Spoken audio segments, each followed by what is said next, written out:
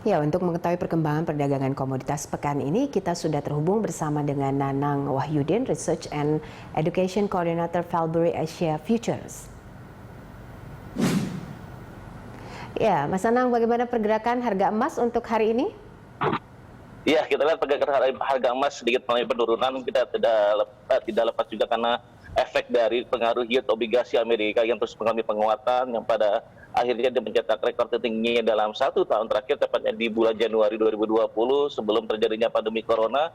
Dan juga kita bisa melihat yield obligasi sendiri ini akan menjadi penggerak utama pengaruh dari pergerakan harga emas sendiri yang terus mengalami tekanan. Dan paling tidak ini potensi tekanan itu kemungkinan akan kita lihat bagaimana prospek kebijakan The Fed yang akan terjadi pada pertemuan rapat kebijakan esok hari. Dan kita lihat bahwa kebijakan moneter yang akan dilakukan oleh Jerome Powell sendiri ini akan mengambil sebuah keputusan apakah dia akan mengikuti jejak Joe Biden dengan stimulus moneternya, apakah The Fed juga akan mengeluarkan stimulus tersebut. Paling tidak kita melihat 700 tepatnya di 1660 itu menjadi sebagai support critical, dan untuk resistennya ada di 1750 begitu, Mbak.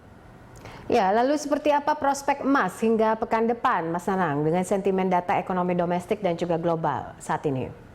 Baik, kita lihat perkembangan tidak hanya dari faktor eksternal, kita lihat dari kebijakan rapat The Fed juga. Setelah efektivitas tersebut sampai kepada masyarakat, khususnya dari UMKM maupun kepada warga yang mengalami kena korban PHK, dan itu akan melihat daya beli konsumen sendiri bagaimana akan mempengaruhi tingkat kepercayaan konsumen untuk konsumtif bagus terhadap pergerakan harga emas. Begitu, Mbak. Ya, nah kalau bicara soal harga emas ini untuk jangka menengah, ini seperti apa rekomendasinya ditambah dengan sentimen obligasi Amerika saat ini?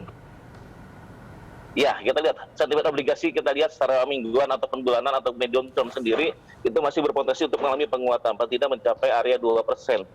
Nah, dengan melihat proses pertumbuhan ekonomi Amerika yang lebih cepat dibandingkan dengan negara maju lainnya, kemungkinan besar obligasi itu akan terus mengalami penguatan, dan otomatis ini menandakan bahwa pertumbuhan ekonomi di Amerika sudah pada track positifnya. Dan itu akan berimbas, kita lihat pengaruh dari saat ini adalah yield obligasi memberi dampak terhadap pelemahan harga emas sendiri, dan tidak menutup kemungkinan emas coba akan bergerak kembali di bawah area 1.700. Tapi kita tidak menafik, tidak menutup kemungkinan. Kita lihat beberapa faktor teknikal juga, kondisi medium termnya sendiri dari harga emas sendiri itu sudah menunjukkan under value, dan kemungkinan itu bisa terjadi sebuah peluang untuk aksi bagus. Saksi Robusta dan juga kakao ini terpantau masih minim. Apa pemicunya? Bagaimana prospeknya untuk Maret ini, Ya, Mas Nanang? kita lihat prospek dari harga kopi sendiri.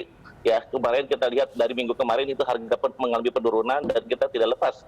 Ketika pengetatan sudah mulai berkurang, otomatis konsumtif terhadap minuman kopi ataupun juga kita lihat aksi warga juga untuk bisa berkumpul di sebuah tempat restoran ataupun kafe, kemungkinan besar permintaan akan kopi tersebut akan mengalami kembali peningkatan, walaupun kita lihat data sendiri ekspor ataupun impor ataupun juga panen sendiri itu mengalami sedikit penurunan, dan kemungkinan besar meningkatnya permintaan ketika lepas dari lockdown sendiri itu terhadap kopi kemungkinan akan besar mengalami perubahan ataupun kenaikan, paling tidak masih memberi sebuah nilai positif pada perdagangan hingga akhir tahun ini, begitu, Mbak.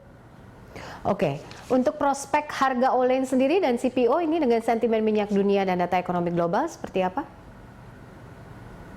Iya, kita lihat harga CPO saat ini mencetak rekor tertinggi, dalam artian sudah mengalami penguatan dalam 10 hari secara beruntun mencapai area 3.100, dan kita lihat 4.000, mohon maaf, 4.000, dan kemungkinan besar apalagi saat ini sudah mau memasuki kontrak baru yang berjalan kemarin sudah expired di tanggal 15, sekarang sudah tanggal 16, kemungkinan besar dari CPO sendiri di Malaysia kemungkinan ini terus akan mengalami penguatan, ditambah lagi ekspor dari Malaysia baik dari AMSPEC maupun lembaga survei dari Malaysia sendiri menunjukkan angka penguatan, dan kita lihat juga imbasnya dari harga olein sendiri ini cenderung mengalami penguatan di harga 12 ribuan, dan kemungkinan besar ini juga akan memberi dampak positif, walaupun kita lihat pergerakan harga minyak saat ini stagnan pada angka $55 per barrel dan melihat potensi untuk bergerak di area $70 per barrel, kemungkinan besar itu akan tercapai pada semester pertama tahun ini. Dengan faktor kita melihat perkembangan ataupun kondisi gejolak politik yang ada di Timur Tengah dan ataupun distribusi kilang minyak yang terjadi